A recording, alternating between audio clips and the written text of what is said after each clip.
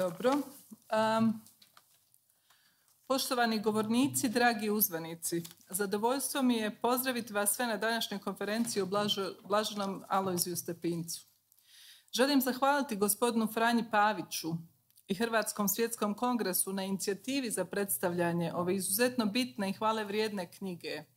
Ujedno je svjedočanstvo u prilog potvrdi opravdanosti što skorijeg proglašenja Blaženog Alojzija Stepinca svetim i što su mi ukazali čast da kao hrvatska zastupnica mogu u Europskom parlamentu održati ovu konferenciju s eminentnim govornicima, među kojima su Dr. Robin Harris, one of the well-known British historians, excellent connoisseur of Croatia, publicist and the former advisor to Margaret Thatcher, and the author of the first all-encompassing biography of Stepinac. Above all, it is a great honor to welcome Dr. Esther Gitman, as well-known American historian and Holocaust survivor who specializes in the research of the rescue and survival of Jews in the independent states of Croatia, and who is one of the fiercest advocates for blessed Cardinal Stepinac. S nama je također danas i don Ivan Vučak, župnik Stepinčeve rodne župe Krašića. Veliko mi je zadovoljstvo što je s nama i predstavnik apostolske enunicijature pri Evropskoj uniji, monsignor Hrvoje Škrlec, koji će nas uvesti u stajališta i činjenice o stanju stvari što se tiče kanonizacije Blaženog Stepinca, a u povodu čijeg proglašenja blaženim je Papa Ivan Pavao II. Održao euharistijsko slavlje u Mariji Bistrici 1998. godine. Današnji događaj se nadovezuje na važan događaj gdje sam organizirala predstavljanje knjige američkog autora Arije Mittelmana Stazama pravednika, a koja bi mogla potvrditi da je biskup Stepinac u okolnostima najmračnijeg totalitarizma u okviru svojih mogućnosti zaslužio mjesto pravednika, što knjiga monsignora Batelje i ostalih istaknutih govornika potvrđuju. Kao članica Odbora za kulturu i obrazovanje redovito organiziram događaje za promicanje hrvatske povijesne i kulturne baštine. Pored toga, današnji događaj ima dodatnu težinu jer je u središtu osoba koja je ujedno bila žrtva totalitarnog režima. Kao članica skupine zastupnika za njegovanje kulture sjećanja izuzetno se snažno zalažem za osudu svih totalitarnih režima. Nedavno sam u Odboru za vanjske poslove u izvješću o suradnji u borbi protiv organiziranog kriminala na Zapadnom Balkanu zatražila konačan pristup i otvaranje arhive UDBA i KOS-a kako bi se rasvijetlile epizode iz povijesti koji danas nanose rane onima koji su kroz njih prošli. Krajnje je vrijeme da se Stepinca vrednuje po njegovim djelima i da se konačno prekine omalovažavanje i uništavanje osobnosti Blaženog Stepinca. Hrvatski narod zna Stepinčevu veličinu i za nas je on već svetac. U najmračnijim trenucima povijesti je zadržao svoju snagu, dobrotu i čovjekoljublje i ostao vjeran svom poslanju, katoličkoj crkvi i hrvatskom narodu. Stepinčeva ostavština nas zadužuje da kroz ovakve aktivnosti očuvamo povijesnu istinu i promičemo nauku kojim je Stepinac hodao na svom putu pravedništva. Za nas je on već svet. Na današnjem događaju će nas pozdraviti bugarski zastupnik, kolega Andrej Kovačev, koji je ujedno i glasnogovornik naše grupe za Zapadni Balkan, ali i potpisnik inicijative kojima smo od 2019. godine donijeli rezoluciju o osudi svih totalitarnih režima. Dear Andrej, the floor is yours. Dobar dan. I'm sorry that I'm going to speak in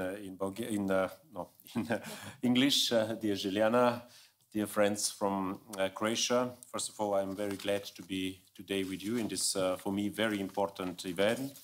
We have gathering today to commemorate and deepen our knowledge about Alojzije Stepinac, the Cardinal of Croatia, who was imprisoned by the Yugoslav communists based on false accusations, put in jail and slowly poisoned. The story is unfortunately well known in the countries which fell under communist regime in this period. In a terrible historical moment of Europe, a man is trying to do his best for his compatriots, get politically charged, and his legacy becomes a challenging topic for generations ahead.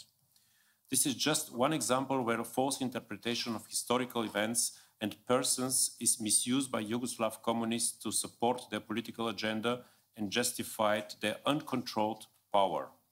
Cases like the life and legacy of Alojzije Stepinac need to be the subject of an objective reading of history based on evidences.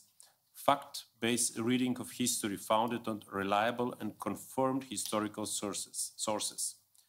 Passing this knowledge to the young generations is the only way to overcome the legacy of the totalitarian communist regime in Eastern Europe.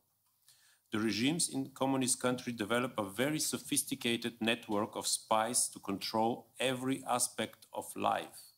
In Yugoslavia, that was UDBA and KOS, in Bulgaria, the Državna Sigurnost, and in the Soviet Union, the famous KGB. Their agents and networks are still active nowadays, transformed into mafia-like structures which have influence in the political, media, academic and social spheres with the aim to divide our societies and hinder European integration and democracy. Our group here in the European Parliament, the EPP group, is going next week to have a special conference on the influence of the secret services of the former communist regimes, including especially former Yugoslavia, UDBA and KOS, and their very malignant influence in the society, even nowadays, unfortunately, especially in Serbia and in some other former Yugoslav country. But I'm very honored to be invited today here and to witness and to understand more about the legacy of the Cardinal of Croatia, Alojzije Stepinac. Thank you very much. Thank you very much, dear Andre. Thank you for your kind word. Sad ću predati riječ kolegi monsignoru Hrvoju Škrlecu za par uvodnih zapažanja. Vaša ekscelencija, izvolite. Dame i gospodo, čast mi je da vam se mogu obratiti u ovoj prilici na ovome mjestu. Dva su razloga tome. Prije svega riječ je o Alojziju Stepincu, zagrebačkome nadbiskupu, koji je za mnoge građane Republike Hrvatske jedna od najvažnijih osobnosti prošloga stoljeća. Drugo, samo mjesto ovoga susreta smatram vrlo prikladnim, iako se možda na prvi pogled ne čini tako. Europski parlament mjesto je gdje na vidjelo dolazi europska demokracija. Nadbiskup i demokracija, mogu li oni biti u kakvoj svezi? Neki će sigurno odmah odgovoriti niječno. Reći će vjerojatno da jedan nadbiskup ne može igrati nikakvu ulogu u suvremenome društvu, jer u njemu država i crkva trebaju biti odvojene, da svatko od nas ima pravo vjerovati ili ne vjerovati. Načelno se slažem s tim stavom. Drugi će odmah možda reći da o Alojziju Stepincu više uopće ne treba govoriti, jer je već sve rečeno. Sve se navodno zna. No je li to što se navodno zna stvarno istina? Smije li se u ime neke ideologije drugoga mrziti, onemogućavati njegovo djelovanje i njekati njegovo postojanje? Smije li se uopće dovoditi u pitanje mogućnost slobodnoga govora o temama koje neki smatraju opasnima? Evo upravo na ta i slična pitanja nadam se da će ovaj skup pokušati dati odgovor. Tko je dakle Alojzije Stepinac? Tko sam ja da mogu govoriti o njemu na ovome mjestu? Prije svega, Alojzije Stepinac rodio se nekih 40 kilometara od mjesta gdje sam ja rođen. Ja sam porijeklom iz Zagreba, glavnoga grada današnje Republike Hrvatske. Radim za Svetu stolicu i to godinama. Naravno da nisam slavni rimski povjesničar, no posudit ću jednu njegovu sintagmu, sine ira et studio, i slijedeći to načelo pokušat ću s nekoliko riječi uvesti u ovaj skup. At the end of the 19th century, when Alojzije Stepinac was born, the Republic of Croatia did not exist. There was a country called the Triune Kingdom of Croatia, Slavonia and Dalmatia, and it was part of the Austro-Hungarian monarchy. It was a very complex political creation which united many peoples. Although it has certainly seen better days in the past, it was one of the European cultural and political powers of the time. The Great War that followed the so-called Belle Époque was the most terrible thing that the citizens of Europe had experienced until then. Young Alojzije was also a participant in that war. He fought for the country that lost the war, surrendered, and was captured. Can you imagine that? How did the young man who was a prisoner of war feel? In the meantime, a new state was created that existed for only 33 days, the state of Slovens, Croats, and Serbs. After it, the kingdom of Serbs, Croats, and Slovens was established. It was anything but a democratic state. Moreover, on 6 January 1929, a dictatorship was introduced as a form of government, and the name of the country was changed to the Kingdom of Yugoslavia. This was the attempt to cover up the truth that it was a country where different people lived, that is, to unite under one term peoples and regions that have never been in the same country before. Perhaps the people of those regions spoke similar languages, but their history, customs, culture, and religions were different. Alojzije, therefore, returned home after being a prisoner of war, but even though he was a child from the countryside, in the nearby city of Zagreb, he had finished high school and enrolled in university. He started studying agronomy, but he was disappointed with the way of life of the students at that time. He also had a fiancée. Over time, something moved in him. He decided to make a radical change in his life. He wanted to be a priest. The Archbishop of Zagreb at the time decided to send him to Rome to study philosophy and theology, which he successfully completed. He became a priest and soon assistant to the aged Archbishop. We are in the 30s of the last century. It was a time of great economic crisis, a time in which three terrible ideologies were taking shape: fascism in Italy, Nazism in Germany, communism in Russia. The Spanish Civil War, which was also a war of ideologies, preceded the new great European and World War. The young Alojzije Stepinac, ordained bishop, was extremely socially sensitive. The poor and those in the fringes of society were his special concern. He founded Caritas in Zagreb. In 1937, Alojzije Stepinac became Archbishop of Zagreb. It was the largest and the most respected Catholic archdiocese in the country. In 1941, the Kingdom of Yugoslavia disintegrated. The king left the country and found refuge in London. Some political creations with regimes close to fascism and Nazism were established on the territory of the country. The independent state of Croatia was also founded. Unfortunately, it was neither independent nor did it encompass all territories where Croats live. For example, almost the entire Adriatic coast was occupied by Mussolini's Italy. However, at that time, there were Croats who considered it in the realization of their dream of their own state, even though it was not recognized by anyone from the then, let's call it, democratic world. Even today, there are some who like to point out that the Holy See had diplomatic relations with that country. No, the Holy See did not have diplomatic relations, but rather sent an envoy to the church in Croatia, who represented the Pope to the Catholic Church in Croatia, but not to the government.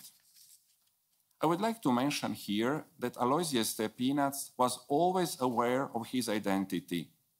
He was Croatian. He was absolutely faithful to the Catholic Church. However, he was never nationally, religiously, or racially exclusive. Before he was appointed bishop in Zagreb, the authorities of the Kingdom of Yugoslavia agreed with his appointment. Someone today might say that he was politically correct.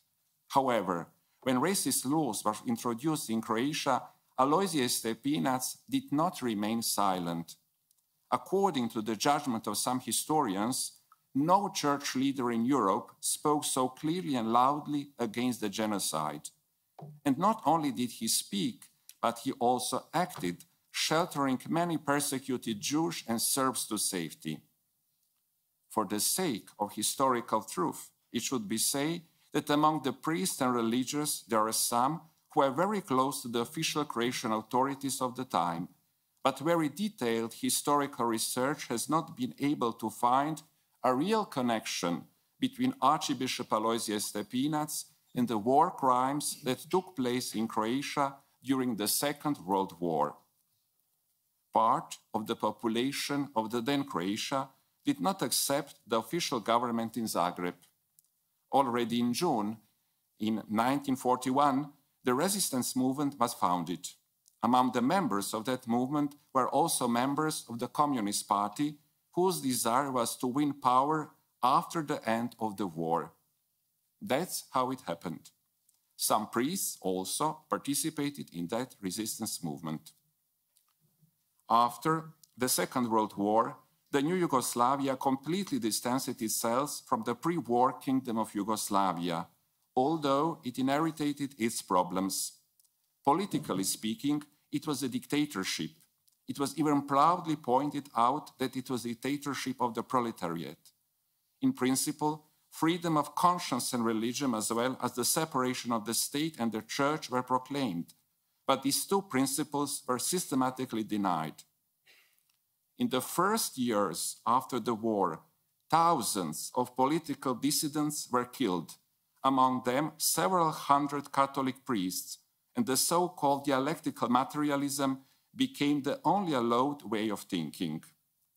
For the president of Yugoslavia, Josip Broz Tito, born Croat and Catholic, the influence of the Catholic Church among the people, faithful to the Pope and the Holy See, was problematic.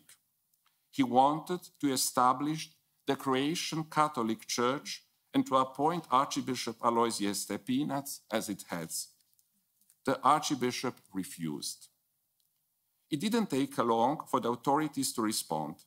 A staged political trial was organized, a fierce propaganda was launched, and the Archbishop was sentenced to the 16 years in prison with forced labor, with the loss of political and civil rights for 5 years, for cooperating with the regime of the independent state of Croatia.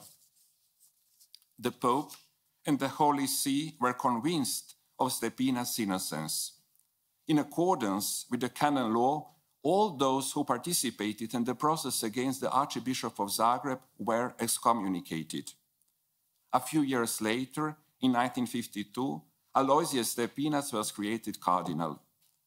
For the Pope and the Holy See, it was a response to the heroic behavior of the persecuted Archbishop. This enraged the Yugoslav communist regime so much that diplomatic relations with the Holy See were broken, which would only be re-established in 1970. Abroad, many people believed in Stepinac's innocence.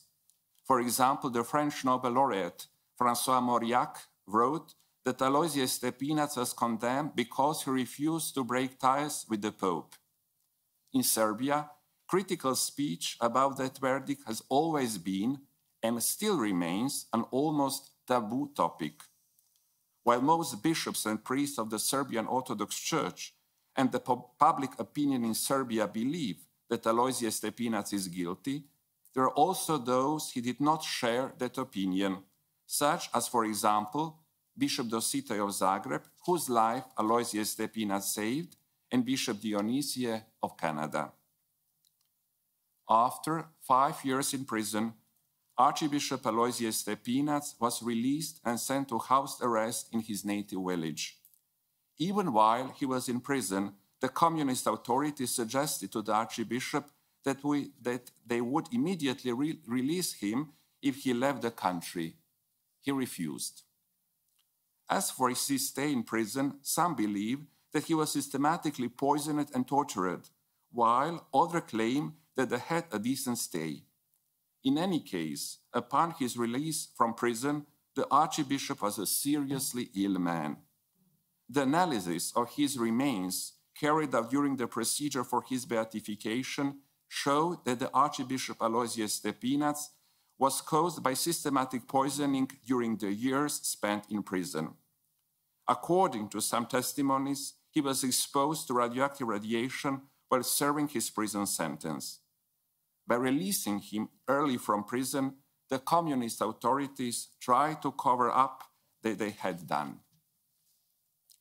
The Archbishop died on 10 February 1960 and was buried in the Zagreb Cathedral. For years, his grave has attracted many people. 2 popes were there, John Paul II and Benedict XVI. For the majority of Croats, he is a martyr and saint. For many people in Europe and in the world, he is an innocent victim of communist repression. For the Catholic Church, he is a blessed man. Pope John Paul II, in 1998, during the beatification of Alojzije Stepinac, pointed out, "The person of the new Beatus sums up, so to speak, the whole tragedy which befell the Croatian people and Europe in the course of this century, marked by the 3 great evils of fascism, National Socialism, and communism."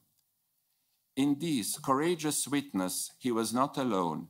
He had at his side other courageous souls who, in order to preserve the unity of the Church and defend her freedom, agreed to pay with him a heavy price in imprisonment, mistreatment, and even bloodshed. To these generous souls, bishops, priests, men and women religious, and lay faithful, we offer today our admiration and gratitude. Let us listen to their urgent call for forgiveness and reconciliation. To forgive and to be reconciled means to purify one's memory of hatred, rancor, desire for revenge. It means acknowledging as a brother even those who have wronged us. It means not being overcome by evil, but overcoming evil with good. Thank you. Hvala lijepa.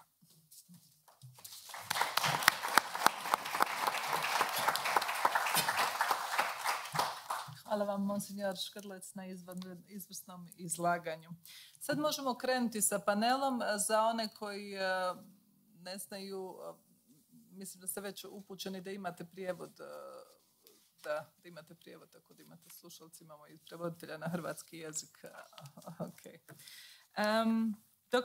Dear Dr. Harris, the floor is yours. Radi. Dobro. Well, thank you. My task is to discuss Monsignor Juraj Batelja's new book about Blessed Alojzije Stepinac's rescue of Jews and Serbs during the Second World War, and it's a great privilege to do so because the book is important. It brings to the attention of the English-speaking world little-known facts and much moving personal testimony relating to the beatified Cardinal Archbishop's heroic role during that period. It provides material with which to answer the campaign of slander, currently, again, in the media, which is at least in part the reason why the Beatus is not yet a canonized saint. Before examining the contents of the postulator's book and adding some further elaboration based on my own research when writing my book about Stepinac, I want to remind those who do not know about it why we are here at all, apart from the fact that Ms. Sovko invited us. Well, if the canonization had gone ahead as expected, of course, we most probably would not be. In beatifying Stepinac, Pope St. John Paul II, on the 3rd of October 1998, described him as a martyr, even though, said the Pope, he did not shed his blood in the strict sense of the word. His death was caused by the long suffering he endured. End of quotation. In fact, there is good evidence, as we have heard, that he was murdered by orders of the communist Yugoslav authorities, and that his rare blood disease, polycythemia rubra vera, a catastrophic multiplication of the red blood cells, was the result of irradiation from the adjoining guard's cell while he was imprisoned at Lepoglava. In any case, Stepinac died from the conditions under which he was treated after his show trial, and he did so because of the inveterate hatred of the communists for him and for the Catholic faith, as the phrase is, in odium fidei. In 1998, Stepinac was, as I said, beatified. The Serbian Orthodox Church were upset, but they got over it. And why not? The Catholic Church never tried to prevent any canonization by the Serbian Orthodox Church, however controversial. And the name of Bishop Nikolai Velimirovic, canonized by the SPC in 2003, perhaps comes to mind in this context. A wealth of testimony to Stepinac's heroic virtue had been assembled by the postulator Monsignor Battaglia. It was reviewed and accredited in Rome. In 2014, Cardinal D'Amato, prefect of the Congregation for the Causes of Saints, spoke about the imminent decision on canonization. By the end of 2015, the necessary miracle had been confirmed. At this point, however, the Serbian Patriarch Irine wrote to Pope Francis to protest because of Stepinac's alleged behavior during the Second World War. The Pope held back from confirming the canonization. Instead, a Vatican-chaired mixed commission of Catholic and Orthodox bishops and experts worked through all the accusations during 2016. They reported in July 2017. A series of papers were produced. I happen to have read them. Those from the Catholic side gave detailed answers to these accusations. The papers also, in examining the conditions prevailing at the time of the Axis power occupation of the former Yugoslavia, highlighted in some embarrassing detail the Serbian Orthodox Church role. The contents of the papers were not, however, published. They should be. The campaign to discredit Stepinac is still underway. The opening of the archives of Pope Pius XII has permitted a fresh route for researchers to unearth documents which can be presented as new and damaging evidence. Some has already appeared, excerpts in translation of 2 letters from May and June 1941, taken out of context, did in fact do so in the spring of 2021. These documents were not in fact new. They had been seen by the Serbian side of the Commission and by Metropolitan, as he was in Porfirie, in 2017, but he only became troubled about it in April 2021 and thought that he should talk to the press about it. Anyway, it's good to have such solid information in English in the public domain as possible, and in order to evaluate old propaganda and assess any apparently new revelations, and we're going to get that material in Monsignor Battaglia's book. And it would have been easy, you know, after the decision, if one can call it that, not to proceed with the canonization, for the postulator simply to stay silent. It's to his credit that he has not done so.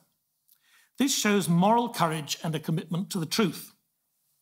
Instead, he has continued to publish material gathered for the process and added to it. The amount of material in print and accessible is in fact already immense. No historian of the region and the period of Stepinac's life, especially the Second World War and the aftermath, should ignore it.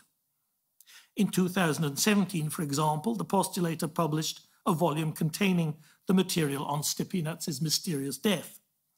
2 years later appeared the Croatian version of the book we have before us, and in 2020 came this English translation. And it is, as those of you who have it, even those of you who haven't got it, can see, a substantial but not unmanageably long volume. There's a foreword by Esther Gitman, who I think will be talking to us shortly. She is the historian of Jewish rescue and a Holocaust survivor, and her research has transformed what we know about Stepinac's role in saving Jews. Now, the rest of the first half of this book is a lengthy commentary by Monsignor Battaglia, taking the reader through events, summarizing documents, dealing with controversies, and answering allegations. Still more important and interesting is what lies in the second half of the book, namely the documents, and there are 121 of them, of different lengths. Most of these relate to the Jews. For the Serbs, it's necessary to turn to the author's own detailed commentary and summaries, that's pages 155 to 202, based on documentary and other sources, which, though shorter than the total material on the Jews, is also substantial and deals with matters that are often ignored and distorted. Now, I'll return in a minute to that theme, how Stepinac intervened for Jews on the one hand and Serbs on the other, and the differences between the two groups. But I must say now that only someone who has been through, as I have, and as Monsignor Batelja has over much longer, only somebody who's been through this bulky material can get, as it were, a physical impression of how much Stepinac did. And can I emphasize that word did? Did.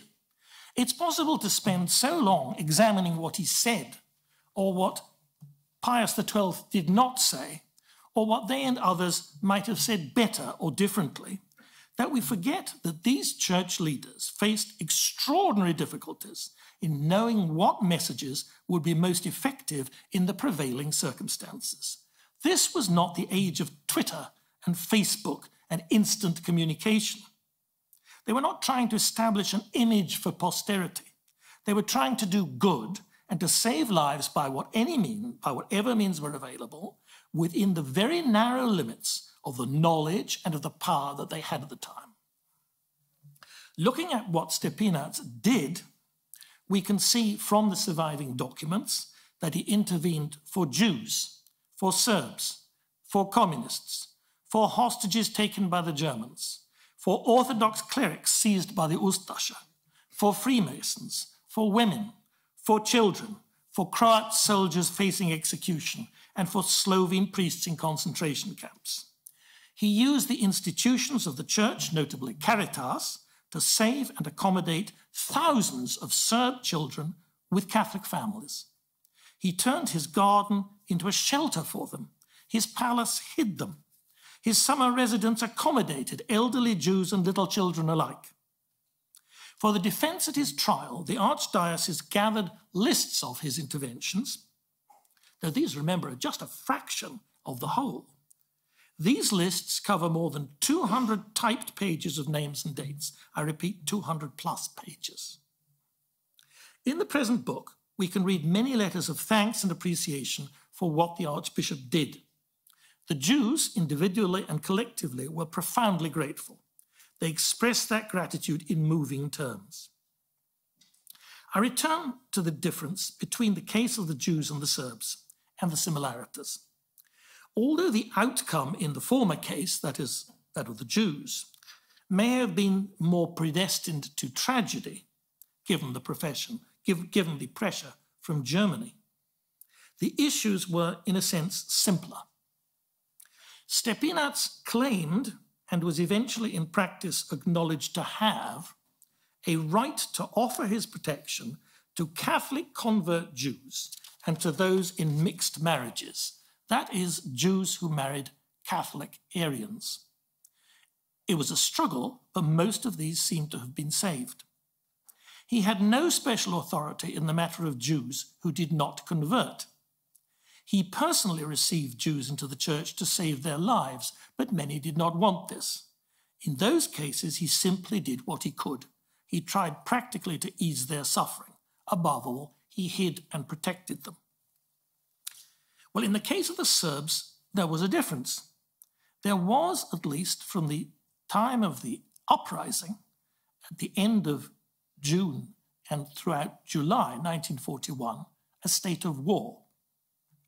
Stepinac intervened to save the lives of Serb prisoners, hostages, and others. He did not rest idle. Within weeks of welcoming the foundation of the new state, he wrote a letter to Pavlic condemning the killing of 260 Serbs at Glina. But he had no recognized authority to do so. unless Serbs were part of his flock, that is, had become Catholic. The biggest challenge turned out to be how to handle this issue, and history has been rewritten to make the Church's and Stepinac's intentions precisely the opposite of what they really were. The NDH, you should understand, had a policy agreed with Hitler of shifting a large part of the Serb population in Croatia to Serbia, in exchange for which Slovenes would be transported from German-annexed Slovenia. Under cover of this policy, Ustaša bands, possibly acting without the authority of Pavlić, but also knowing they would not be held to account, terrorized and murdered many Croatian Serbs. This in turn led to the strengthening of Serb Chetnik bands, themselves murdering and plundering Croats and Muslims in pursuit of an ethnically pure Greater Serbia. Meanwhile, there was a process of mass liquidation going on in almost complete secrecy, known only about by Pavlić, Max Lubric, and a few others, and of course those actually involved directly in it, at the Jasenovac concentration camp and elsewhere. After the first phase, that is the deportation of Serbs, failed, the NDH tried to pacify the remaining Serb population. As part of this, and before the final phase, which was the creation of the Croatian Orthodox Church, to which Orthodox Croatian Serb citizens could belong, there was a short period during which many Serbs tried to convert to Catholicism to save their lives, Catholic identity being taken as evidence of one's loyalty to the Croatian state. The NDH authorities encouraged this for a time by sending out missionaries, priests under instructions from the secular authorities, to conduct the required so-called conversions. Many thousands of Serbs took advantage of the process. As Stepinac pointed out at his trial, this did not amount to rebaptism, as the communists constantly claimed. The Catholic Church recognizes Orthodox baptism. The Catholic Church, at least in those days, was, however, keen to bring schismatics, as it still considers the Orthodox to be, back into full communion with the Church.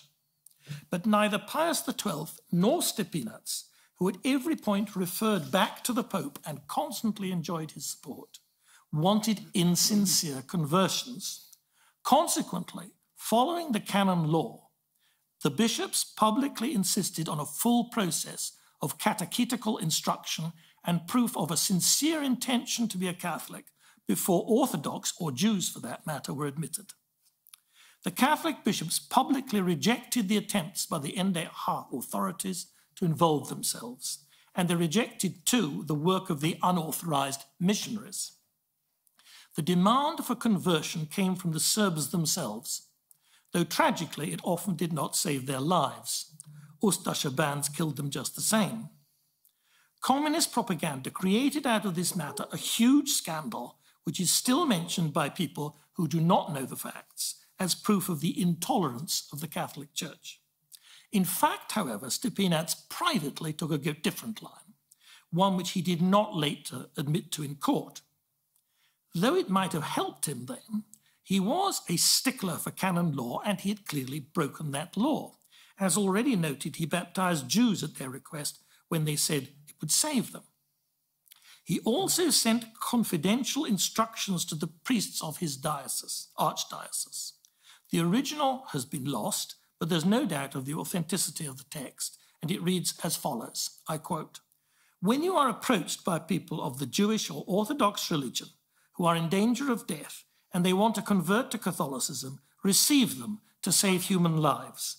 Do not demand of them any special religious knowledge, because the Orthodox are Christians like us, and the Jewish religion is that from which Christianity draws its roots. The role and task of the Christian, first of all, is to save lives. When this time of madness and savagery passes, those who were converted for reasons of conviction will stay in our church, while the rest, when the danger passes, will return to their own." End of quotation. Monsignor Batelja's book has an historically important section illuminating the fate of what are known as the Serb Kozara children. That is, those displaced as a result of the German and NDH campaign against the partisans in West Bosnia in July 1942. Stepinac remained extremely proud of what he and Caritas had been able to do to save their lives, and rightly so. The facts were and still are subject to malicious distortion. The most important, as it were, new witness to what was done, whose testimony is used in this book, is the Croatian Serb Marko Vidakovic, who was the famous Diana Budisavljevic's number 2. The discussion is on pages 184 to 194, and I commend it. For a fuller understanding of the dreadful suffering of war orphans and abandoned and displaced children, not from cruelty, but from the scourges of disease and malnutrition that is often impossible to relieve, I also advise reading the study by the historian Nikica Baric in the learned journal Pilar in 2016. Now, I must finally mention something which is not central to Monsignor Bartelia's book, but which should be understood to grasp the background to Stepinac's work and why it has been misconstrued. That is the relationship between the Catholic Church and the NDH, the independent state of Croatia. For purposes of propaganda, notably in communist and philo-communist sources, the NDH was for many years portrayed as a kind of Catholic state. It was not. Although Archbishop Stepinac and the Catholic bishops in varying degrees supported it as an independent Croatian state. The NDH was, as we've heard, denied official recognition by the Holy See. The special sympathies originating with Starchevician Pravaštvo, but much enhanced by Pavlić's own preferences, were quite different. They were towards Islam. Islamic feasts were raised to the level of state holidays, and the Poglavnik, wearing his fez, publicly marked them. The solution, so-called, of the question of Serb Orthodox identity and loyalty to the Croatian state, reached with the new Croatian Orthodox Church, would, if you think about it, have been quite unthinkable if expanding Catholicism was the state's goal. The presence of a defrocked Franciscan friar, Filipović Majstorović, as a concentration camp governor, or the activities of some Ustasha priests defying the orders of their superiors, who need to be distinguished from the presence of Catholic priests as authorized army chaplains, these things do not reflect the attitude of the Catholic hierarchy as a whole or of Pius XII. Now, responding to misconception or defamation runs a risk of obscuring more important aspects of the Catholic Church's attitude to the NDH. The starting point, which neither the Ustasha nor the Nazis could accept, was the Catholic Church's universalism. The position of the other faith communities was somewhat different. The Catholic Croatian Church was the dominant religious force in the new state, but its universalism and its loyalty to Rome set conditions for its support. Stepinac's outlook was strongly influenced by 2 encyclicals of Pius XI, issued in March 1937. One, Mit brennende Sorge, condemned Nazism, and the other, Divini Redemptoris, condemned atheistic communism. That December, the Archbishop told the Czech press attaché, I quote, "I hate Nazism. For me, it means the same as Bolshevism. On one side, they made Stalin into God. On the other side, they dreamt up some kind of new paganism," end of quotation. At the Feast of Christ the King in 1942, he spoke against racism, asserting that, I quote, "all nations and races come from God. In reality, there exists one race, and that is God's race." And he concluded, "The Catholic Church has always condemned and condemns today every injustice and violence which is committed in the name of class, race, or nationality," end of quotation. In 1943, Stepinac's sermons made an international impact.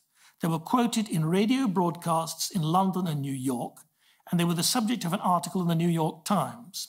Extracts were read out on Free Yugoslavia Radio, the Communist Party's station broadcasting under Tito's control from Moscow. Several hundred copies of passages from the sermons that radio station reported were then distributed by the partisans.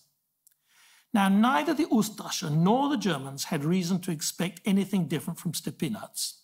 During Pavlich's first visit to Hitler in 1941, the Poglavnik had told Ribbentrop that the lower clergy were all for the Ustasche, but that Archbishop Stepinac and the hierarchy were hostile.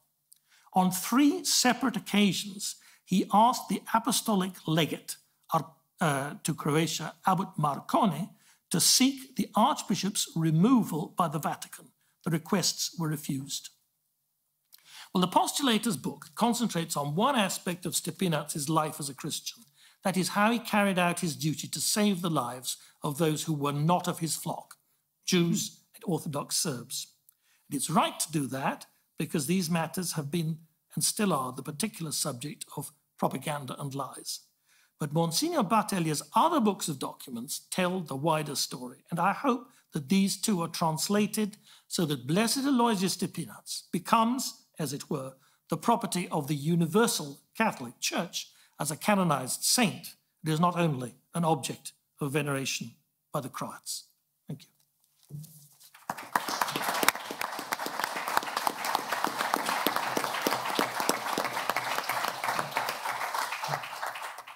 Thank you very much, Mr. Harris. There's nothing to add. It's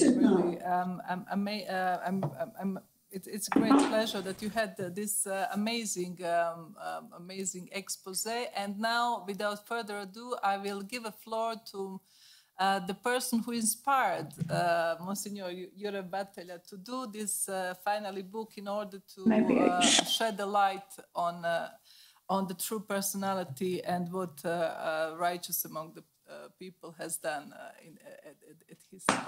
Madame Gitman, you have the floor. Okay, yes. Speak. Me? Yes. Hi. Do you hear me? Do you see me? Yes.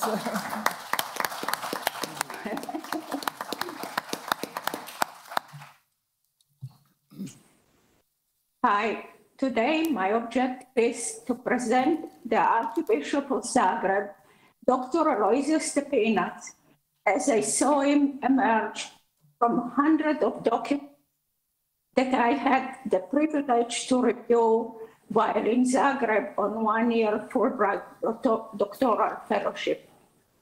My objective was to uncover individuals and entities that assisted Jews and others to survive during World War II, one of the cruelest periods in the history of mankind. It was surprising to many that Stepinac was vocal and with anger against the racial laws and of the killing of innocent people who had not committed any crimes. But most surprising to all was when on July 7, 1943, BBC Radio broadcasted a program in the Croatian language in defense of German threats of retaliation, stating, "We were informed yesterday that the Vatican published 2 excerpts from speeches delivered by Dr. Stepinac. The Archbishop of Zagreb has strongly and sharply condemned the deportation to concentration and death camps of Jews and all other ethnic groups that uphold the Nazi theories based on Nuremberg laws.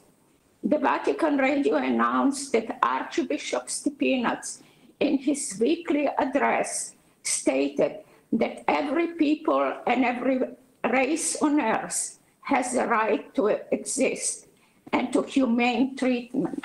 If God gave this right to mankind, there is no government on earth that can take it away. As early as May 22nd, 1941, Archbishop Stepinac wrote to Andrija Artukovic, the NDH Minister of the Interior, objecting the implementation of anti-Semitic legislation. Quote, but to take away all possibility of existence from members of other nations or races and mark them with a stamp of shame is already a question of humanity and of moral. And moral laws have application not only to the lives of individuals, but also to the lives of those who rule the state. Why treat in this way those who are members of another race through no fault of their own? Do we have the right to commit this outrage to human personality? I ask you, Mr. Minister, to give appropriate orders so that the Jewish laws and other similar to them are executed in such a way that the human dignity and personality of every man is respected. On November 23, 1943, a telegram was sent from the U.S. consul in Bern, Switzerland, to the U.S. Secretary of State in Washington, D.C., indicating the controversy between the Roman Catholic primate and the state authorities. The document summarized an editorial in the daily Hrvatski Narod, Croatian People, in which Julia Makenac, NDH Minister of Education, attacked Stepinac for stating the following in one of his sermons: the Catholic Church knows no races and people only as God creations, and the values the one with the noblest heart more than the one with the strongest fists. All men are alike in God's eyes, whether European or colored men from Central Africa. Stepinac was also ridiculed and subjected to public mockery. In addition, he was placed under short-term house arrest. Upon his release, he was informed in no certain term to expect penalties should he toy with politics. Such a response demonstrated that Stepinac's predicament was grave, considering his open criticism of the racial laws and the brutality of Nazi and Ustaša regimes. Many such letters and documents were and still are buried in the archives, and only a few historians write all that Stepinac has done. But individuals outside of former Yugoslavia who had access to these World War II documents and had no fear of Tito's rage, like James Florio, a United States congressman, who said, quote, today we honor the memory of Cardinal Alojzije Stepinac, Croatian Prince of the Catholic Church, who lives in the hearts of freedom-loving people throughout the world. As an Archbishop of Zagreb, he fearlessly championed the cause of social, religious, and political rights of his fellow countrymen. In the face of appalling repression and torture, his spirit never faltered. Cardinal Stepinac has become a contemporary symbol of courage and inspiration as the martyr of early Christianity. Congressman Florio continues, during the past 20 years, we have paid tribute to him on many occasions, but the greatest tribute we can pay to him today and in the future is to unite in our effort to continue the work for which he laid his life, to the service of mankind. Cardinal Stepinac passed to us his torch of justice. Let us unite in our efforts to keep it burning in his name. Another individual among many who has written positively about Archbishop Stepinac was Louis S. Breyer, program director of the American Jewish committee, stating, "This great churchman, Stepinac, has been charged with being a collaborator with the Nazi. We Jews deny it. We know from his records since 1934 that he was a true friend of the Jews who were beaten into the earth by Hitler and his henchmen. Alojzije Stepinac was one of the very few men in Europe who stood up against Nazi tyranny when it was difficult and dangerous for him to do. This man now a victim of sham trial. All during the Nazi regime, he spoke out openly, unafraid, against the dreadful Nuremberg laws. And his opposition to the Nazi terrorism was never relaxed. He also cried out against the infamous yellow tax system, contending it violated the dignity of man, and he is credited with being the main force in having it abandoned. It was written during the National Conference of Christians and Jews on October 13, 1946. Another incident took place in which Stepinac took an active role in preventing a major catastrophe. When the word was out, the Bastianini, the governor of the Italian zone of occupation, had begun an extradition of Jews by force from the Italian zone back to Den Haag. Stepinac, in concert with Abbot Marcon, a visitor from the Vatican, decided to act. They asked Cardinal Luigi Maglione, the Vatican Secretary of the State, to request that the Italian authorities reconsider Bastianini's request and allow the Jews to remain in the Italian annexed territory on the Adriatic in order to save lives. Bastianini's request was denied, and permission for Jewish stay was granted.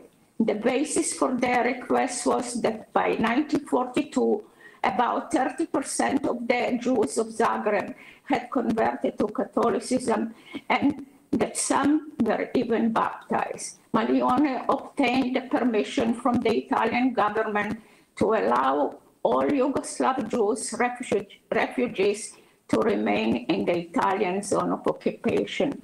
Most of these Jews survived. Among the rescued was my mother and I. Dr. Alojzije Stepinac believed that all humans, regardless of ethnicity and religion, are God's children.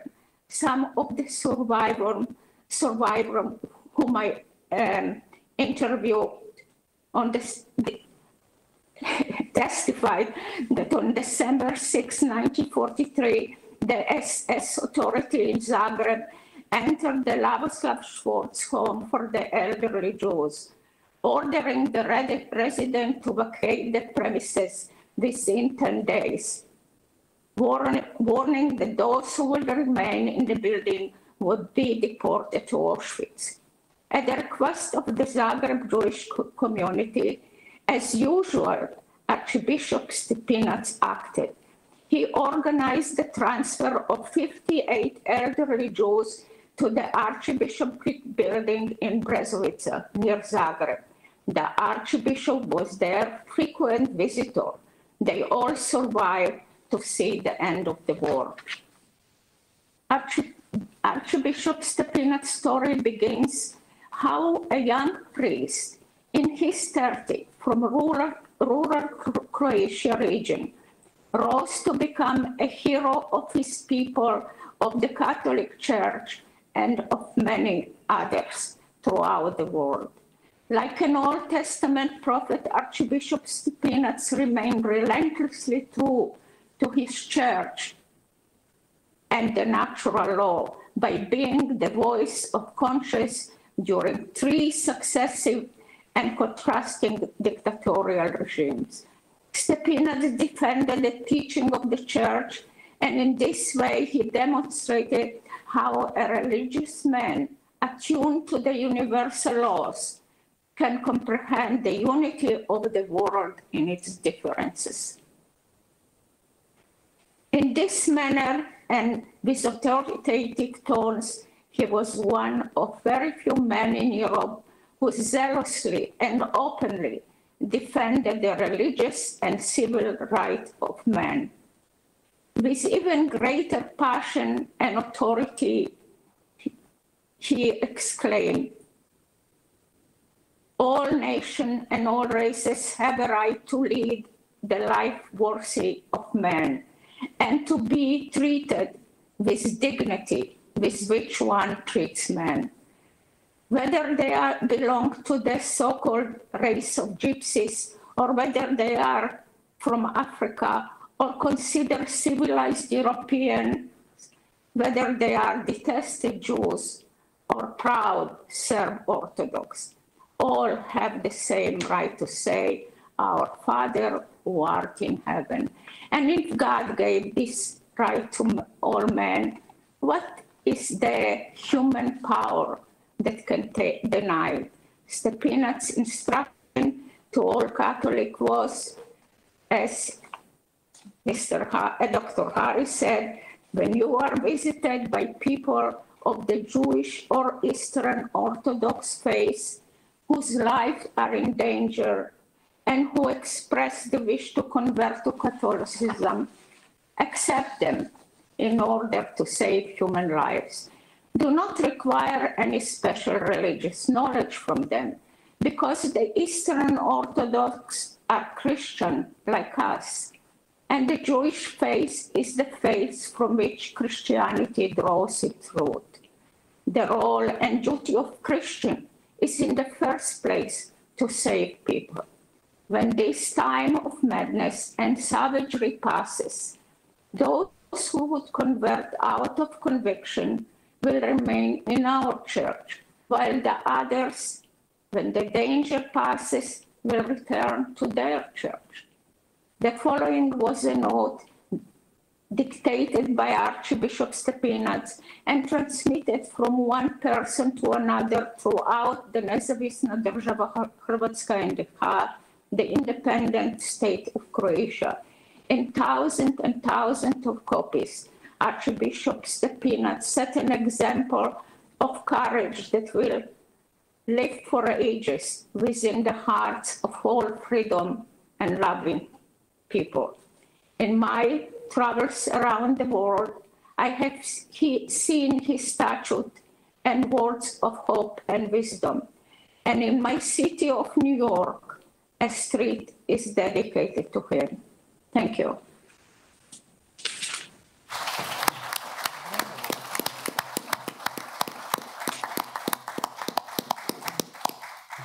Thank you very much for these moving words and also your personal testimony that Archbishop Stepinac has saved your family, your mother and yourself as an orphan by requesting that you are not deported back to the areas where you certainly would go through the horror. And that it's a God's gift that and a blessing that we have you here, and your testimony for our Saint Bishop Stepinac, and hopefully we will realize your wish that you personally say this to Pope Francis, as we already spoke, because Pope Francis needs to hear from your mouth what he has to understand. That Stepinac is a martyr victim and who stood with his people and with the other people who were persecuted by all totalitarian regimes, as the John Paul II has said. But also I would like to welcome, ja bih isto tako htjela pozdraviti moju kolegu u Europskom parlamentu, ovdje hrvatsku delegaciju, gospodina Karla Reslera, gospođu Suđu Glavak i gospodina iz Ladislava Ilčića iz ICR-a, znači iz grupe ICR-a koji su s nama ovdje također danas i da im se zahvalim što su tu, i sve vas koji ste došli iz Njemačke, iz Belgije, da s nama podijelite ovo izuzetno dragocjene momente. A sada dajem riječ Don Ivanu Vučku, župniku Stepinčevog rodnog mjesta Krašića. Don Ivane, izvolite. Hvala lijepa. Alojzije Stepinac rođen je 8. svibnja 1898. godine u Brezariću, malo mjesto pokraj Krašića koje pripada župi Krašić, kao 5. dijete u obitelji oca Josipa Stepinca i majke Barbare rođene Penić. Svoje djetinjstvo proveo je upravo u tom mjestu u Brezariću, a pred upis u osnovnu školu, kad je Alojziju bilo oko 8 godina, obitelj Stepinac preselila se u Krašić. Alojzijeva nova adresa od tada je bila na kućnom broju 87. Svega 10 brojeva prije kuće židovske obitelji Špicer.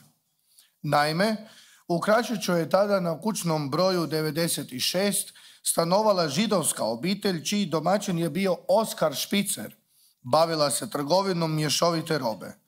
U toj kući su stanovali Oskar Špicer, kojemu se nakon 1941. godine gubi trag. Prema pripovjedanju domaćih ljudi koji danas žive u Krašiću nije nam poznata njegova sudbina. Marta Špicer, Oskarova supruga, u doba nezavisne države Hrvatske preselila se u Izrael, u Haifu. Ilijana Garfield, rođena Špicer, u Englesku. Abraham Špicer u Izrael, u Jeruzalem. Levi Mire, rođena Špicer, u Izrael, u Haifu. Budući da su bili skoro susjedi, često su se zajedno družili. Tako je mladi Alojzije Stepinac već od djetinjstva i svoje mladenački dobi izgradio vrlo lijepe odnose sa Židovima. Možemo slobodno reći svojim sunarodnjacima. Druga važna činjenica je ta da su mještani dolazili u njihovu trgovinu mješovitom robom, te su i na taj način održavali dobre međuljudske odnose.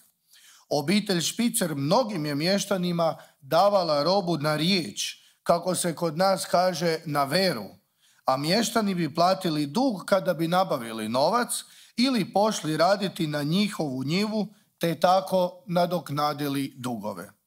Nažalost, uspostavom nezavisne države Hrvatske Židovi su protjerani, ocu Oskaru gubi se trag.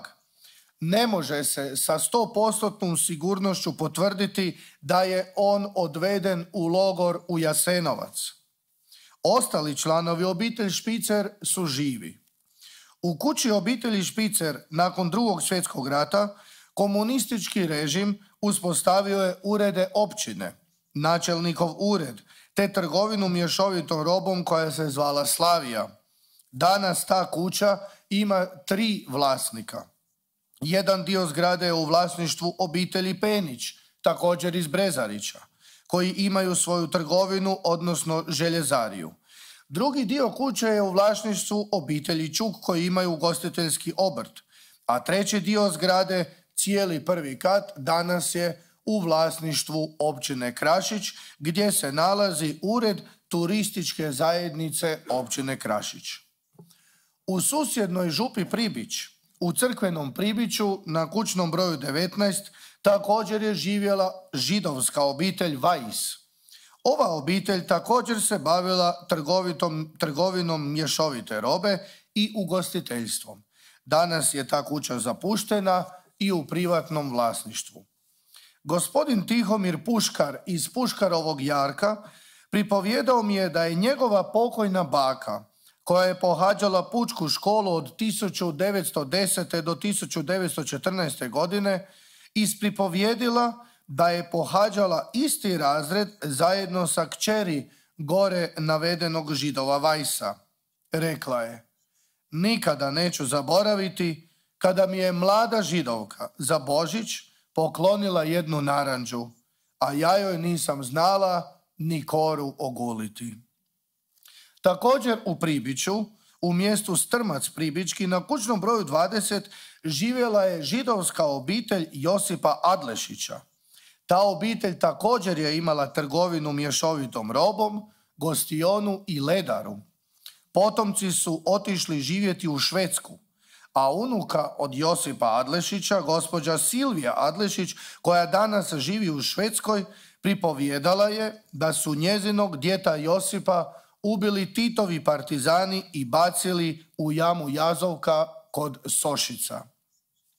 Također u nedalekom mjestu u Kostanjevcu živjela je židovska obitelj Kunaj i oni su se bavili trgovinom mješovite robe i gostionom. Potomci obitelji Kunaj danas žive u Beču, u Austriji. Njihova kuća danas je u vlasništvu 3 privatnih osoba, a cijeli prvi kat zgrade vlasništvo je općine Žumberak, gdje se danas nalazi načelnikov ured. Gotovo svi članovi ovih 4 židovskih obitelji preživjeli su Drugi svjetski rat. Uspomena na njih i dan danas postoji u ljudima koje, kao krašički župnik, svakodnevno susrećem i svi od reda mi svjedoče da je mladi Alojzije Stepinac s poštovanjem ophodio i družio se sa židovskom djecom i njihovim obiteljima. Hvala vam na pozornosti.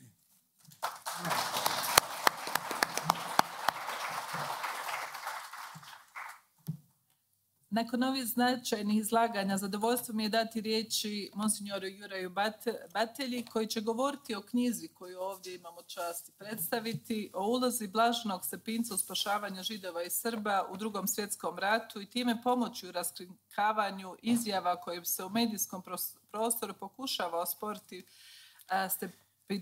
Stepinčeva kanonizacija u ovom trenutku. Zahvaljujem. Izvolite. Dame i gospodo, sve vas srdačno pozdravljam i radosno podsjećam da je 14. lipnja 2016. u ovom domu prigodom otvaranja izložbe pod naslovom Stepinac put svetosti zastupnica Merit McGuinness, potpredsjednica, ustvrdila da je Europski parlament postao svetištem jer je u njega došao svetac Blaženi Alojzije Stepinac. Veselim se da i danas mogu pružiti svjedočanstvo o tom Hrvatu i Europljaninu, čiji su lik i djelo baština čovječanstva. Zahvaljujem gospođi Željani Zovko i njezinom timu i gospodinu Franji Paviću, koji su to omogućili prigodom predstavljanja moje knjige Spašavanje Židova i Srba u Drugom svjetskom ratu na engleskom jeziku. Molim prevoditeljicu da ću sada sažeti sve točke do točke 5 u nekoliko rečenica, tako da možemo završiti u nekom vremenu, da budemo svi dovoljno pozorni. Ne želim ponavljati ono što smo već ovdje čuli, ali dužan sam reći, kad su prvi Židovi 1936. morali bježati ili bili protjerani iz Njemačke i Poljske, da su našli utočište u Zagrebu. I nadbiskup Stepinac kao koadjutor osnovao je odbor za zbrinjavanje tih ljudi i prikupljanje sredstava kojima bi im se omogućio boravak, smještaj ili nabava dokumenata koji su željeli prijeći preko Atlantskog oceana. Brojne zahvalnice Židova, pojedinaca i židovskih ustanova svjedoče o tako rasprostranjenoj i živoj djelatnosti nadbiskupa Stepinca. Treba reći da je istodobno velikosrpska vlast Kraljevine Jugoslavije priklonila se nacističkoj ideologiji i počela s primjenom rasnih zakona. Tako su se rasni zakoni provodili najprije u Beogradu, a potom i u Zagrebu, davno prije uspostave NDH. Stepinčeve osude rasizma 1938. vlast Kraljevine Jugoslavije gledala je s prezirom. Štoviše, državna cenzura zabranila je objavljivati vijesti katoličkih novina i članaka koji su govorili o pogubnoj ideologiji rasizma te progonima katoličkih biskupa i vjernika koji su ih javno osuđivali. Ima ih u knjizi 12. Uspostavom Srbije pod vlašću Njemaca, nakon državnog prevrata od 27. ožujka 1941. moramo reći da je zavladao kaos i da su Srbi pod utjecajem ili uplivom Njemaca izvršili strašne zločine nad Židovima. To ne govorim kao pandam onome što je bilo u NDH, jer ću se i toga dotaknuti.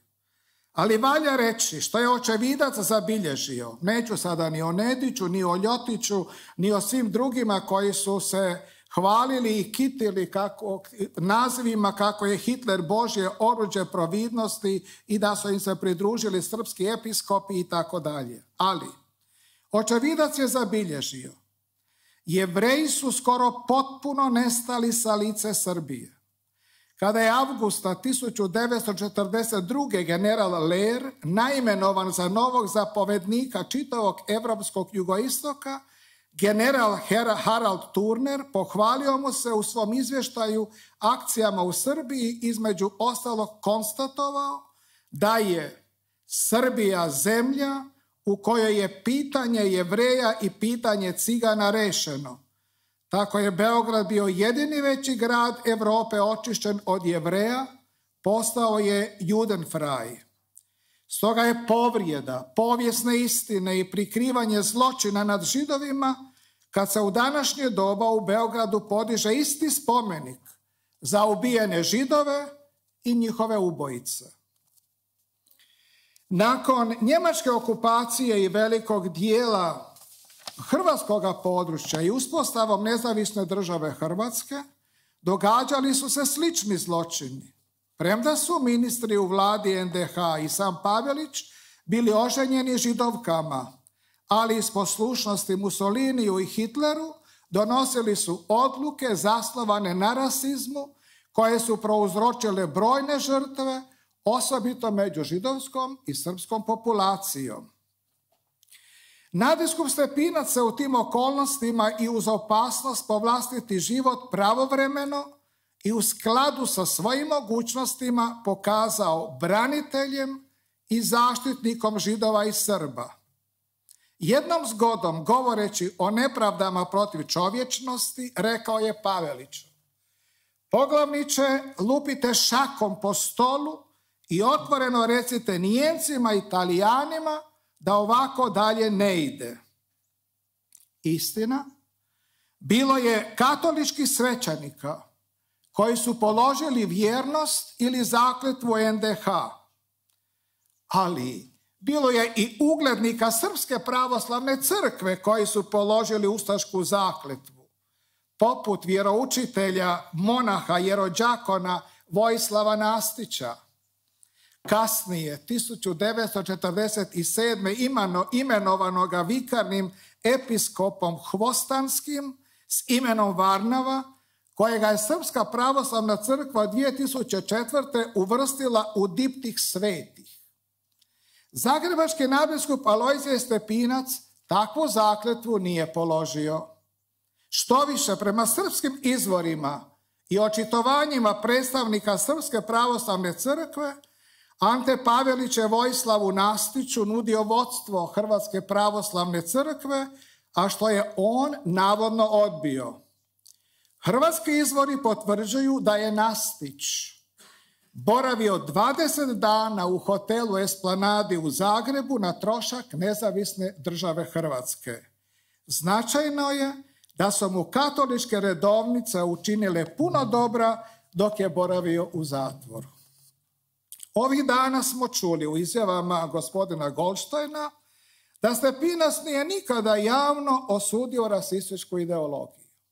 Ja bih vas zamolio, ovdje su donešene knjige i možete se ih ponijeti bez ikakve nadoknade, ili ovu malu knjižicu koja je bila sastavljena za susret ovdje 2016. godine, pa možete barem 18 javnih propovjedi pročitati, čuti i vidjeti, koje nisu produkt nečije mašte, nego su iz ondašnjih novina ili iz nadbiskupova arhiva sada objavljene i svima dostupne. Neka više niko ne govori da Stepinac nije imao te hrabrosti.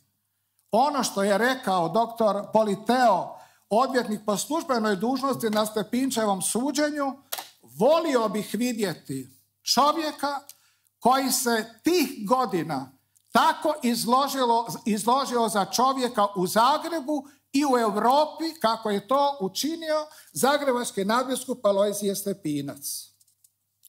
Odvažnost kojim je nadbiskup Stepinac branio progonjene i obespravljene zadivila je i samog njemačkog predstavnika u Zagrebu, Edmunda Gleisa von Horstenaua, koji je nadbiskupove intervencije u prilog progonjenih rekao: kad bi jedan biskup u Njemačkoj tako govorio, s propovjedaonice živ ne bi sišao. Amil Šomroni, tajnik zagrebačkog nadarbina Freibergera od 1941. do 1943. posvjedočio je o hrabrosti kojem je nadbiskup Stepinac s propovjedaonice Zagrebačke katedrale prosvjedovao protiv rušenja židovske sinagoge u Zagrebu. Reče: svako mjesto gdje se Bogu moli, Bogu bilo koje vjere, sveto je mjesto i tko u to mjesto dira, stradat će životom. U ovoj knjizi navedene su, neću reći stotine, ali valja ih izbrojiti zajedno, deseci dokumenata o spašavanju Židova, Srba, pojedinačno, u skupinama crkvenih ljudi, građanskih ljudi ili srpskih zatočenika u talijanskim logorima. Nadbiskup Stepinac prema svjedočanstvu tolikih osoba, bilo iz njemačkog okruženja, bilo iz židovske bogoštovne općine u Zagrebu, bilo od generalnog konzulata Kraljevine Jugoslavije, bilo od predstavnika Međunarodnog crvenog križa, proizlazi dokumenata ne samo Stepinčeve borbe da se ukine znakovi koje su Židovi posebno morali nositi, nego da se obustavi nepravedan progon ili oduzimanje imovine tim ljudima. Valjalo bi reći, i to se neka u Europskom parlamentu čuje, da je vlast nezavisne države Hrvatske Stepinca podrugljivo nazivala Soluncem, Kraljevina Jugoslavija nelojalnim sugovornikom. Vlast NDH držala ga je simpatizerom crvenih, filokomunistom. Nijemci su ga nazivali Judenfreund, prijatelj Židova. Židove i ustaše i neki Nijemci držali su ga germanofobom, mrziteljem Nijemcem. Dok su se borili za vlast, partizani su ga simpatizirali, a kad su osvojili vlast, onda su ga proglašavali ustašom i neprijateljem naroda. A on je na sve te nepravedne prosudbe svojih stavova odgovorio: mi nismo niti želimo biti bilo čija politička trublja koja prilagođuje svoj glas časovitim željama i potrebama pojedinih stranaka ili pojedinaca. Mi smo uvijek naglašavali u javnom životu principe vječnog zakona Božjega, bez obzira radi li se o Hrvatima, Srbima, Židovima, Ciganima, Katolicima, Muslimanima, pravoslavnima ili kome drugome. To je Stepinac. Njegove intervencije u zaštiti Srba, evo reći ću nekoliko tek misli, sažet ću ih u jednu vrlo zanimljivu numeričku postavku. Jovan Nikolić, svećenik Srpske pravoslavne crkve u Zagrebu, posvjedočio je 16. veljače 1993. Sjećam se da je za vrijeme suđenja Stepinca velečasni Emil Marinović, koji je zatim postao episkop u Pakracu s imenom Emilijan, zajedno s drugim pravoslavnim Srbima iz Slavonije svojevoljno pristupio kao svjedok u Stepinčevu obranu, ali javni tužitelj nije dopustio da oni svjedoče. Znam kaže on dalje, da je jedan moj župljanin, profesor Marko Vidaković, također i on Srbin pravoslavac, pripremio obilnu dokumentaciju s priloženim slikama iz kojih je vidljiva moralna i materijalna pomoć koju je Stepinac za vrijeme rata od 1941. do 1945. pružio tisućama srpske djece koje su bila uzeta iz raznih logora.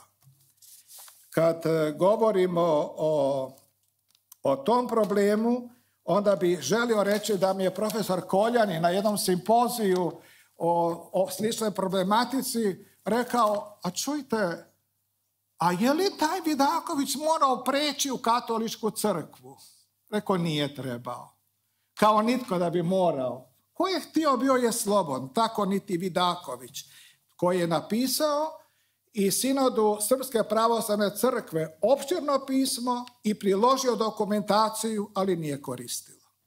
Srpsko pravoslavni svećenik Andrej Dimitrijević napisao je i ovjerovio u Njujorku 10. veljače 1975. sljedeće svjedočanstvo. Posjedujem imena i dokumentaciju koliko je njegova eminencija Alojzije Stepinac pomogao za vrijeme rata ne samo Hrvatima, nego i Jevrejima i Srbima. Čuli smo ovih dana, a to se kao mantra sustavno ponavlja, da nešto je tu i tamo učinio, ali eto, to tako usput, nije bilo dovoljno. Sad, ko će na vagu povijesti staviti koliki uteg na ovu stranu, koliko tamo, koji treba. Mene zanima, kao postulatora ove kauze, tko je učinio više? Međutim, svjedoci čiste savjesti i karitativne djelatnosti Blaženog Stepinca za vrijeme Drugog svjetskog rata na Božem sudu bit će 27.162 djece, najvećim dijelom srpskih roditelja, o čemu dokumente i svjedočanstvo su sačuvali Srbin dr. Marko Vidaković i austrijska državljanka Dijana Budisavljević. Zatim, 537 slovenskih svećenika koje je Gestapo protjerao iz slovenskih župa i ognjišta na područje NDH, a nadbiskup Stepinac ih je svesrdno primio i zbrinuo najvećim dijelom u svojoj zagrebačkoj nadbiskupiji. U prilog njegove mirne savjesti i njegove svetosti svjedočit će 80 židovske djece koje je uzdržavao u Crikvenici uz pomoć Međunarodnog crvenog križa iz Ženeve i vlastitih sredstava. Više od 700 Židova, čije je oslobađanje iz logora od Pavelića i njegovih ministara tražio pismeno ili usmeno. Više od 200 židovskih liječnika s obiteljima koji su uz pomoć zagrebačkog nadbiskupa Alojzija Stepinca i banjalučkog biskupa Joze Garića spašeni tako da su poslani u Bosnu na suzbijanje endenskog sifilisa. 309 Židova koje su časne sestre uz znanje nadbiskupa Stepinca za vrijeme progona u Drugom svjetskom ratu sakrivali u odjelima svoje bolnice u Vinogradskoj ulici u Zagrebu. 52 židovske djece rođenih u vrijeme Drugog svjetskog rata u Petrovoj ulici u Zagrebu. Više od 800 djece ratne siročadi, među kojima i židovske narodnosti, najviše srpske narodnosti, koja su od 1. lipnja 1942. do 1. kolovoza 1943. liječena u zagrebačkim bolnicama i drugi. Nadam se da će knjiga o liječenju te djece i popratne činjenice osvjetlati lice i nadbiskupu Stepincu i hrvatskom narodu i svim ljudima koji su u strašnom vremenu Drugog svjetskog rata iskazali ljubav prema Bogu i bližnjemu. Desetljećima su velikosrpska i komunistička propaganda širile neistine i poluistine o zagrebačkom nadbiskupu Alojziju Stepincu. Istodobno je ta vlast i javnost uvjeravala da je katolička crkva fašistička i antisemitska institucija. Režim bezbožne vlasti zabranio je crkvi svaku mogućnost iznošenja istine u javnost. Tako je praktički započelo i izvedeno sudsko umorstvo nadbiskupa Stepinca, a laž se pokušala nametnuti kao istinu. Činjenica je što više da i danas ima onih koji unačnom tisućama stranica dokumenata, ja sam svjestan da je nakon objavljivanja ovih dokumenata u svijesti ljudi koji ne vole istinu ništa se neće promijeniti. Ali to ne smije obeshrabriti one koji vole istinu, slobodu, ljubav i pravdu.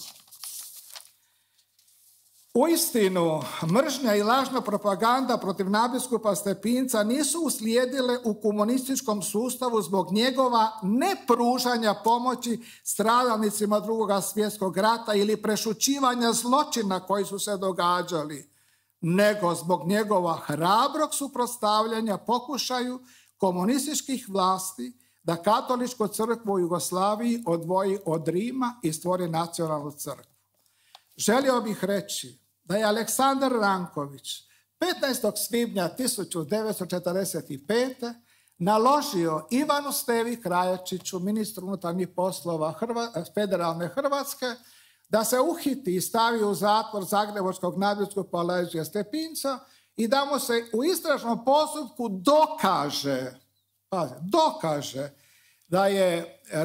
da je surađivao s okupatorom i da je sudjelovao u djelatnostima protiv ondašnje vlasti. Budući da je istražni postupak urodio rezultatima gdje se uspostavilo da je putem Caritasa spašavao i Židove i Srbe, zapisničar je na kraju 28. svibnja te godine napisao: budući da nismo uspjeli dokazati da je dapače se ispostavilo da je to i to, predlažemo dakle, da ostvare svoj cilj, eliminiraju Stepinca, da se naša mreža udbaška stavi uz one ljude koji su simpatizirali s propalim takozvanim ustaškim režimom i tako dalje. Tu je zapravo začetak ovoga progona i suđenja montiranog protesta Stepincu koji je završio kako je završio. Međutim, kako to nije uspjelo, tada je Tito došao u Zagreb i sastao se s predstavnicima klera, 2 biskupa i 5 kanonika, gdje je on njima predlagao različite stvari, među inima stvaranje nacionalne crkve odvojene od Rima, da bude sluškinja valjda ideologiji komunističkoj partiji. Kako je starina, biskup Salis Sevis, rekao: gospodine predsjedniče, mi ovdje okupljeni nismo ovlašteni na tu temu govoriti, nego jedini naš nadbiskup, a mi ne znamo ni gdje se nalazi, ni kad će se vratiti. Bio je u kućnom pritvoru, tada na Goljak. Još istoga poslijepodneva Stepinac je s Goljaka iz kućnog pritvora doveden u nadbiskupski dvor Titovim autom i onda je prevezen 4. lipnja na sastanak s Titom gore u danas to ulica Vladimira Nazora, Lovački rog, možda ko zna dobro Zagreb, znači gdje je taj sastanak bio i tako dalje. No, presudom Stepincu, što smo čuli, da ne ponavljam, njegova kalvarija nije dovršena. Prije nego je pod pritiskom vlade Sjedinjenih Američkih Država komunistički režim nadbiskupa Stepinca prebacio na daljnje izvršavanje kazne iz zatvora u Lepoglavi u kućni pritvor župne kuće u Krašiću, naredio je, Tito je to rekao, da mu se promijeni hrana, da se nadbiskupu doziraju toksičke supstance.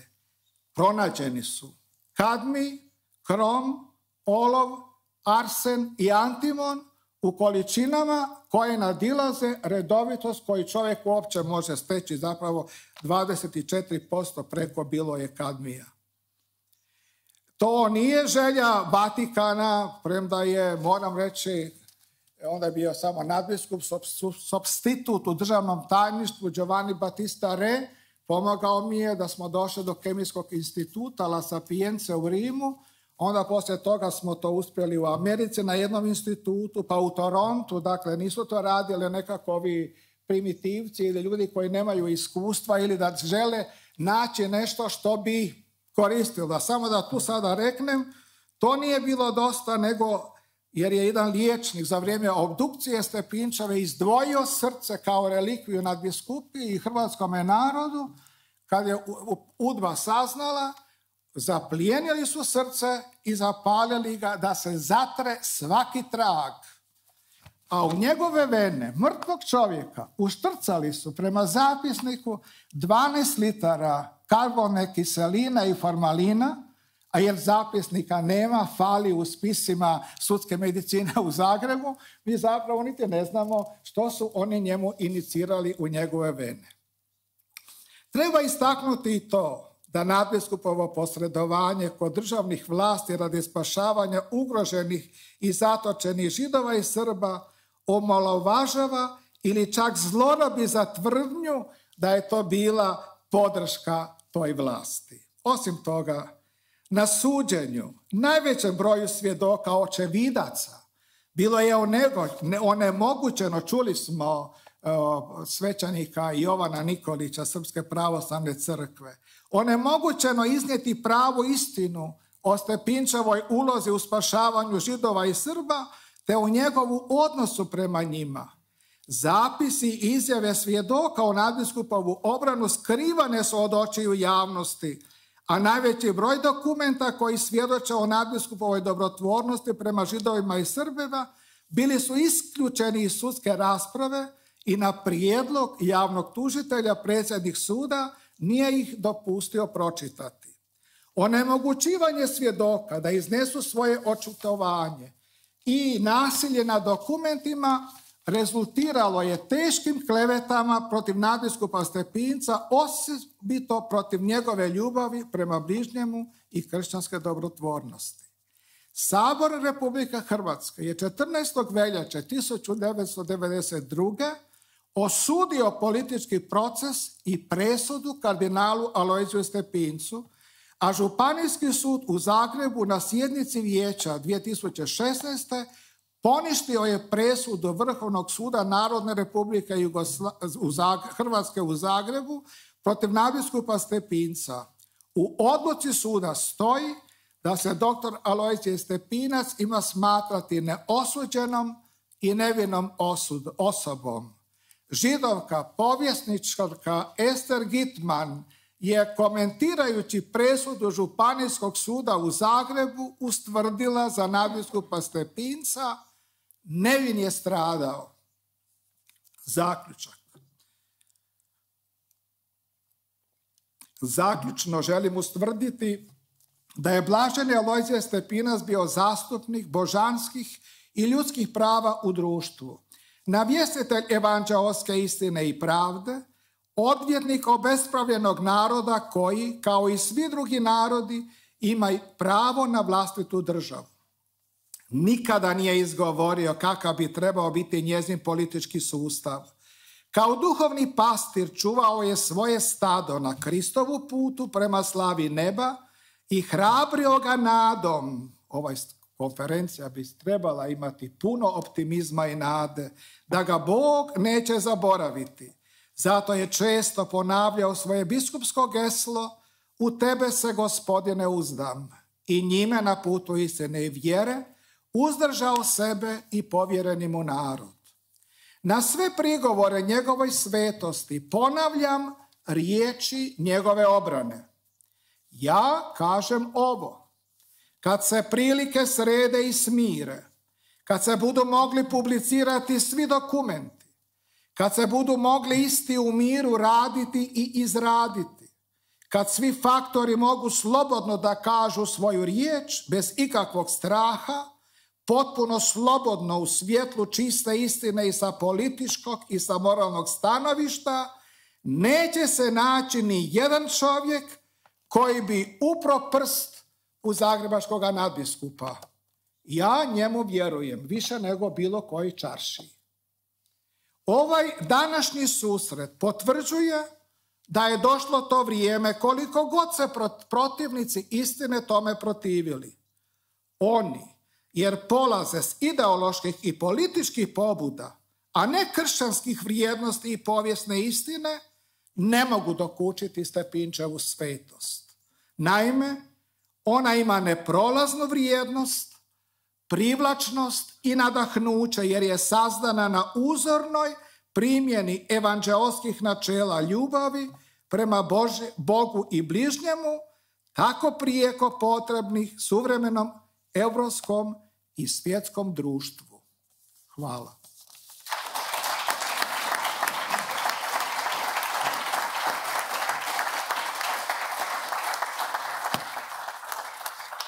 Zahvaljujem monsinjori Batilja i još jednom preporučam njegovu knjigu koja je izdata na engleskom za sve one koji žele pomoći u daljoj distribuciji svih ovih vrijednih svjedočanstava koje su iznesena, a vama želim da ta nada koja ne prestaje i ljubav koja ne prestaje, da vam bude ohrabrenje, da evo i kroz ovo sveto korizmeno vrijeme, da će doći vrijeme istine i da će doći vrijeme vrlo brzo kada će Stepinac biti posvećen. A sada otvaram, zahvaljujem svim govornicima, a sada otvaram, imamo jedan period kratak i za diskusiju ukoliko ima nekih pitanja iz publike. Evo gospodin Ilčić. Evo samo kratko, prvo da zahvalim na organizaciji, mislim da je ovo vrlo važan i vrijedan skup. Kardinal Stepinac je očito i nedvojbeno volio svoj hrvatski narod, ali je jasno govorio da ta ljubav ne treba biti divlja, mrzilačka prema drugim, nego upravo da bi ta ljubav prema svom narodu trebala uključivati i ljubav prema svim drugim narodima. I to je pokazao u svim i najtežim tim trenucima Drugog svjetskog rata i prije i poslije njega. I danas u trenucima dok u Europskoj uniji se taj nacionalni identitet ne gleda baš s previše popularnosti i previše dragosti, već se pokušava sve nekako stopiti u nekakav zajednički europski identitet zbog nekih drugih razloga. Mislim da je jako važno isticati ovaj primjer da ljubav prema svojem narodu nikako ne znači odbojnost prema njima, nego upravo suprotno. Znači da upravo ta ljubav potiče bolju ljubav i prema svim drugim narodima i bolju suradnju. To je primjer recimo i Bosne i Hercegovine gdje se pokušavaju brisati identiteti kao zbog problema nacionalizama, a ja mislim upravo suprotno da ti nacionalni identiteti i ljubav prema narodu, svom narodu uzrokuje veću i bolju suradnju. Tako da eto, hvala i vama, monsinjore, i svim govornicima na ovim svjedočanstvima i ovim detaljima iz životopisa kardinala Stepinca i svi se nadamo i molimo za to da što bude prije proglašen svetim. Hvala vam lijepo.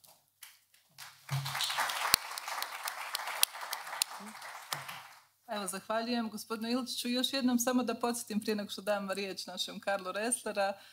Ljubav koja ne prestaje, knjiga biskupa Perića koji je opisao i bio je u komisiji, znači koja je razmatrala svu ovu kontraverzu u Rimu, a u Mostaru smo imali slučaj pokojnog biskupa Čule koji je bio moj rod, koji je prošao kroz isto tako izuzetno tešku kalvariju kada su ga pokušali natjerati da se odrekne od Svete stolice i nakon 20 godina je bio rehabilitiran, ali Mostar nije dobio katedralu do 80. godina. Tako da je to još jedan slučaj koji se nadam će se završiti i sa posvećenjem kada naš blaženik Stepinac dobije svoje mjesto, ali oni su sada na nebu i čuvaju nas tu. Molim Karlo samo da nastavi.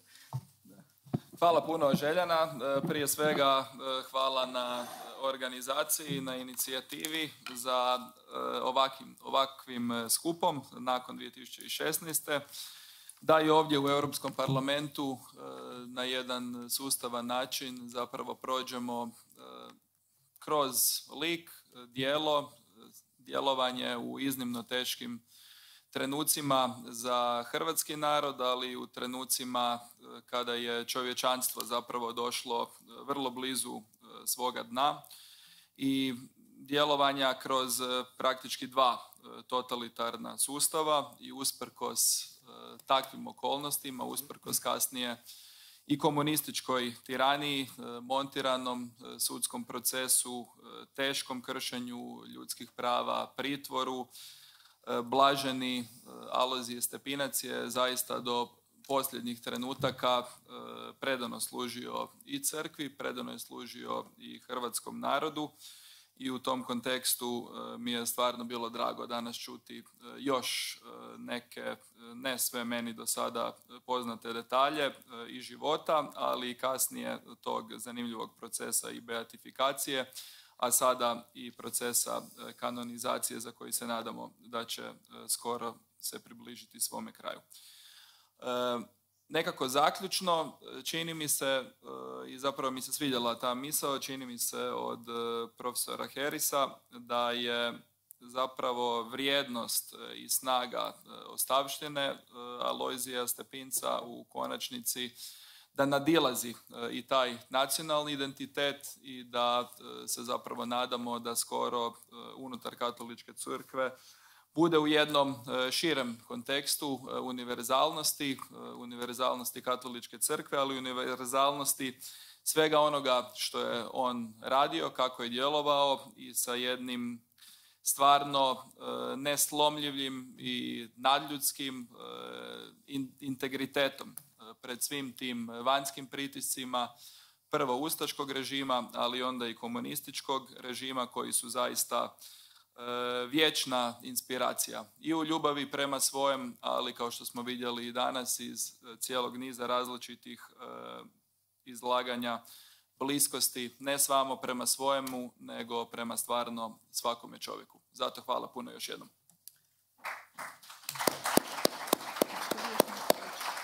Da. Evo, monsignor Batelja. Nadovezat ću se na vaše izlaganje o biskupu Čuli.